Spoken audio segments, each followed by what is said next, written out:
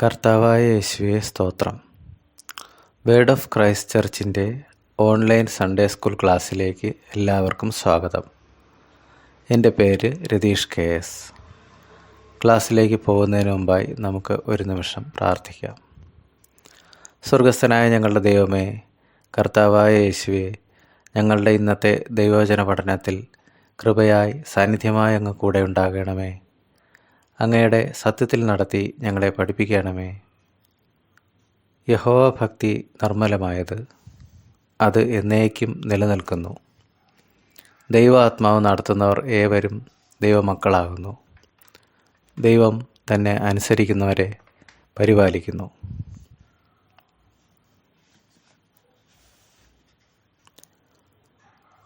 പ്രിയപ്പെട്ട കൂട്ടുകാരെ, നിങ്ങൾ അല്പസമയത്തേക്ക് കണ്ണടയ്ക്കുക. വല്ലതും കാണാൻ കഴിയുമോ? എല്ലായിടത്തും ഇരുട്ട് നിറഞ്ഞിരിക്കുന്നതായി തോന്നുന്നില്ലേ? അതെ, കാഴ്ചയില്ലാത്തവർ, അന്ധർ അഥവാ കുരുടർ എപ്പോഴും ഇരുട്ടിലാണ്. ശരീരത്തിൻ്റെ കണ്ണുകൾക്ക് കാഴ്ചയില്ലാതെയായാൽ മനോഹരമായ ആകാശമോ സസ്യങ്ങളോ പൂക്കളോ ഫലങ്ങളോ ഈ മനോഹരമായ ഭൂമിയോ നിങ്ങൾ സ്നേഹിക്കുന്ന നിങ്ങളുടെ മാതാപിതാക്കളെയോ സഹോദരങ്ങളെയോ ഒന്നും കാണുവാൻ കഴിയുകയില്ല. എത്ര സങ്കടകരമായ ഒരവസ്ഥയാണത്. ഇതുപോലെ തന്നെ നമ്മുടെ ആത്മാവിൻ്റെ കണ്ണുകൾക്ക് കാഴ്ചയില്ലാതിരുന്നാൽ ദൈവത്തെയോ ദൈവത്തിൻ്റെ മഹത്വത്തെയോ കാണുവാൻ കഴിയുന്നതല്ല. നമുക്ക് ഈ രണ്ട് തരത്തിലുള്ള കാഴ്ചയും തരുന്നത് നമ്മുടെ കർത്താവാണ്. യേശു കർത്താവ് ഈ ലോകത്തിലായിരുന്നപ്പോൾ ജന്മനാ കുരുടനായിരുന്ന ഒരു മനുഷ്യന് ശാരീരികമായ കാഴ്ചയും ആത്മീയമായ കാഴ്ചയും നൽകി സഹായിച്ചു. ഈ സംഭവകഥ നമുക്കിന്ന് പഠിക്കാം. യേശു ജീവൻ്റെ വെളിച്ചം. വേദഭാഗം യോഹന്നാൻ്റെ സുവിശേഷം 9-ാം അധ്യായം 1 മുതൽ 41 വരെയുള്ള വാക്യങ്ങൾ ശ്രദ്ധിക്കുക. ഒരിക്കൽ യേശു യെരൂശലേം ദേവാലയത്തിൽ ഉപദേശിച്ചു കൊണ്ടിരിക്കുകയായിരുന്നു. അപ്പോൾ ഇപ്രകാരം പറഞ്ഞു: ഞാൻ ലോകത്തിൻ്റെ വെളിച്ചമാകുന്നു. എന്നെ അനുഗമിക്കുന്നവൻ ഇരുളിൽ നടക്കാതെ ജീവൻ്റെ വെളിച്ചമുള്ളവൻ ആകും. തുടർന്ന് യഹൂദന്മാർ യേശുവിൻ്റെ അവകാശവാദത്തെ എതിർത്ത് സംസാരിച്ചു. യേശു അവരുടെ അവിശ്വാസത്തിൻ്റെ ഫലത്തെ സംബന്ധിച്ച് മുന്നറിയിപ്പ് നൽകുന്നതായി യോഹന്നാൻ്റെ സുവിശേഷം 8-ാം അധ്യായത്തിൽ കാണുന്നു. 9-ാം അധ്യായത്തിൽ യേശു ലോകത്തിൻ്റെ വെളിച്ചമാകുന്നു എന്ന തൻ്റെ പ്രവർത്തനങ്ങളിൽ കൂടി വെളിപ്പെടുത്തിയ സംഭവം രേഖപ്പെടുത്തിയിരിക്കുന്നു. യേശു യെരൂശലേമിലെ ഒരു വീഥിയിൽ കൂടി കടന്നു പോകുമ്പോൾ ജന്മനാ കുരുടനായ ഒരു മനുഷ്യൻ ഭിക്ഷ യാചിച്ചുകൊണ്ടിരിക്കുന്നത് കണ്ടു. അപ്പോൾ ശിഷ്യന്മാർ യേശുവിനോട്, ഇവൻ കുരുടനായി പിറന്നത് ഇവൻ്റെയോ ഇവൻ്റെ മാതാപിതാക്കളുടെയോ പാപം കൊണ്ടാണോ എന്ന് ചോദിച്ചു. അതിന് യേശു എന്ത് മറുപടിയാണ് നൽകിയത്? യോഹന്നാൻ്റെ സുവിശേഷം 9-ാം അധ്യായം 3-ാമത്തെ വാക്യം വായിക്കുക. അന്ധത പോലെയുള്ള ദുരിതങ്ങൾ ചിലർ അനുഭവിക്കുന്നത് അവരുടെയോ അവരുടെ മാതാപിതാക്കളുടെയോ പാപം കൊണ്ടായിരിക്കണമെന്നില്ല. മറ്റു കാരണങ്ങളുണ്ടായിരിക്കാം. ഇവിടെ ഈ കുരുടനെ സംബന്ധിച്ച് ദൈവത്തിന് ഒരു ഉദ്ദേശമുണ്ടായിരുന്നു. ദൈവത്തിൻ്റെ പ്രവൃത്തി അവനിൽ വെളിവാകണമെന്നതായിരുന്നു ദൈവത്തിൻ്റെ ഉദ്ദേശം.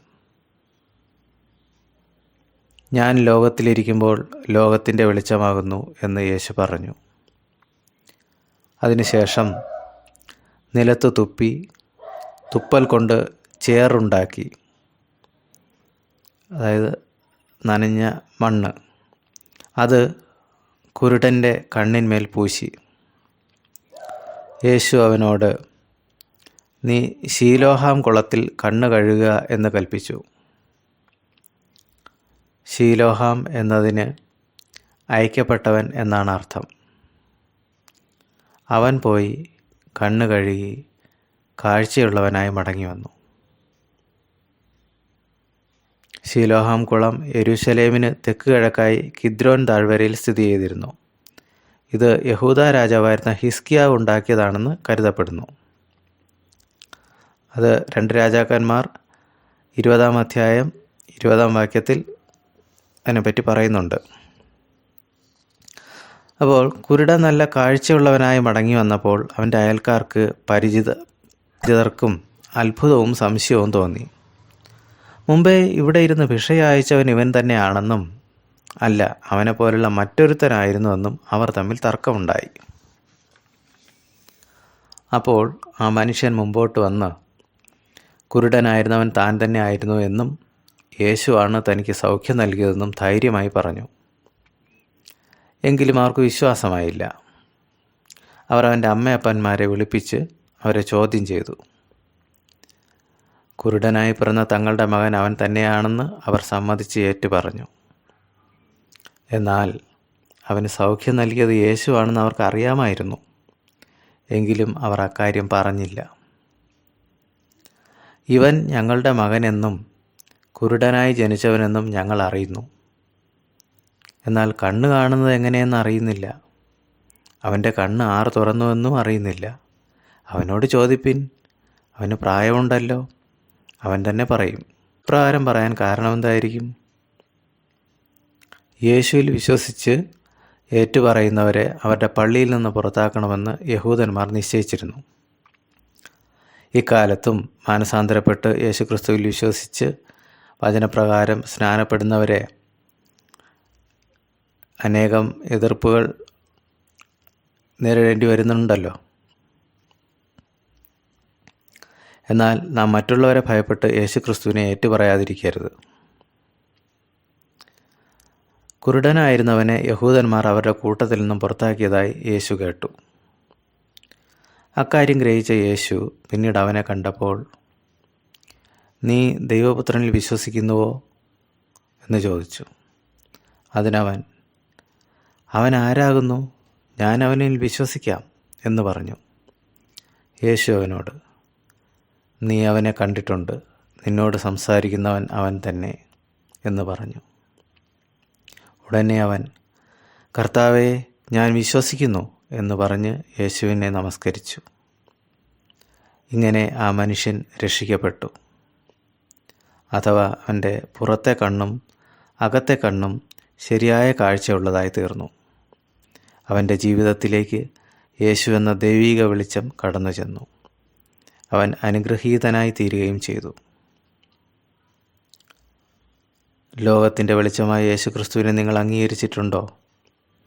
എങ്കിൽ നിങ്ങൾ ജീവൻ്റെ വെളിച്ചമുള്ളവരായി ശോഭിക്കും.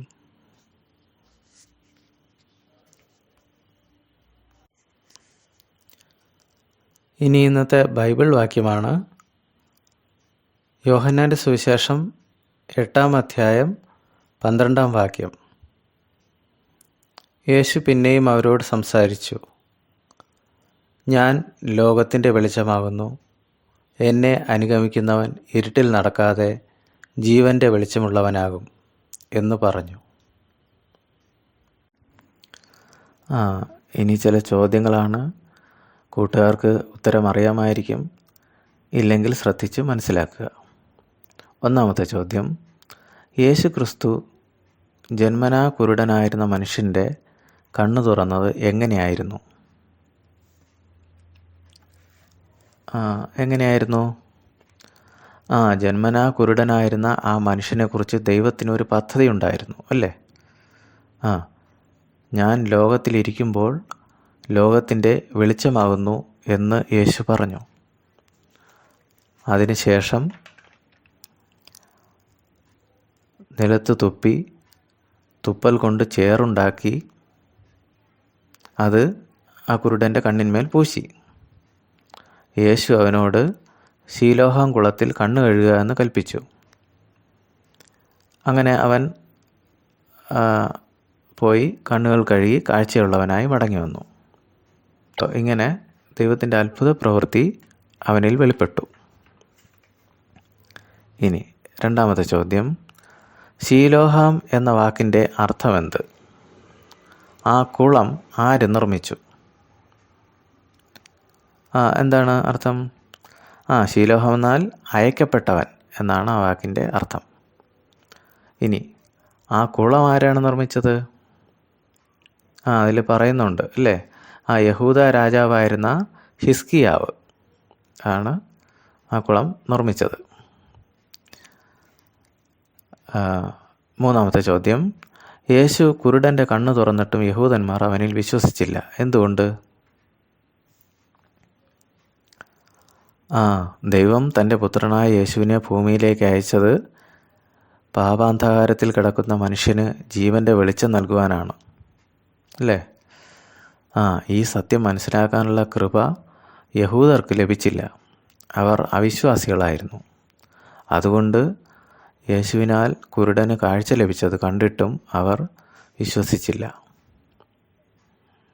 ഇനി നാലാമത്തെ ചോദ്യം, യഹൂദന്മാർ യേശു പാപിയായ മനുഷ്യനാണെന്ന് പറയുന്നതിന് കണ്ടെത്തിയ ന്യായം എന്തായിരുന്നു?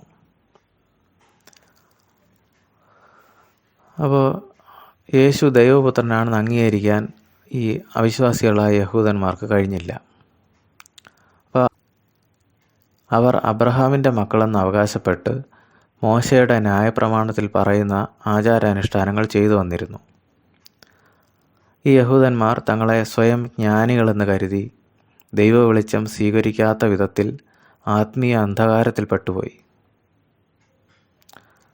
അവർ അതിനാൽ തന്നെ ദൈവപുത്രനായ ക്രിസ്തുവിനെ പാപിയായ മനുഷ്യനാണെന്ന് തെറ്റിദ്ധരിക്കുകയും പള്ളിയിൽ നിന്ന് പുറത്താക്കാൻ തീരുമാനിക്കുകയും ചെയ്തു.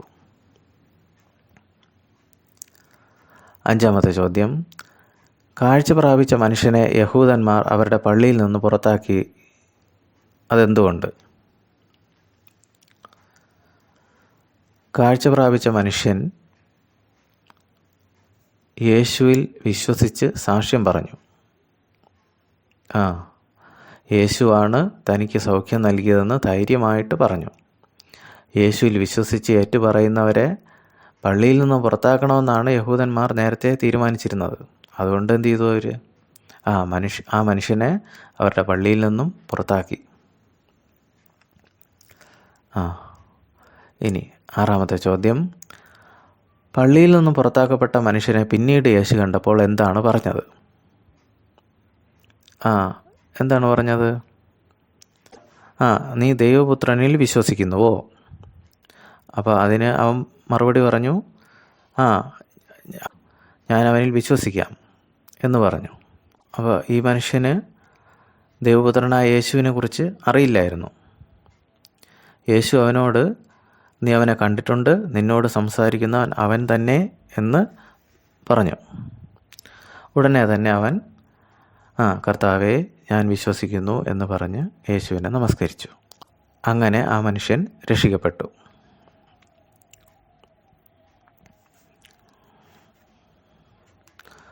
അപ്പോൾ കൂട്ടുകാർ ഇന്നത്തെ ക്ലാസ് ശ്രദ്ധിച്ച് കേട്ട് കാണുമെന്ന് വിചാരിക്കുന്നു. ക്ലാസ്സിൽ പങ്കെടുത്ത എല്ലാ കുഞ്ഞുങ്ങളെയും ദൈവം കൃപ നൽകി അനുഗ്രഹിക്കട്ടെ എന്ന് പ്രാർത്ഥിക്കുന്നു. ഇവരെ സകലവിധ ദോഷങ്ങളിൽ നിന്ന് വിടുവിക്കണമേ കർത്താവേ. അങ്ങയുടെ തണലിൽ ഭദ്രമായി കാക്കണമേ. ദൈവിക സമാധാനവും സന്തോഷവും നൽകിയവരെ അനുഗ്രഹിക്കണമേ. സ്തോത്രം ചെയ്യുന്നു. ആമേൻ.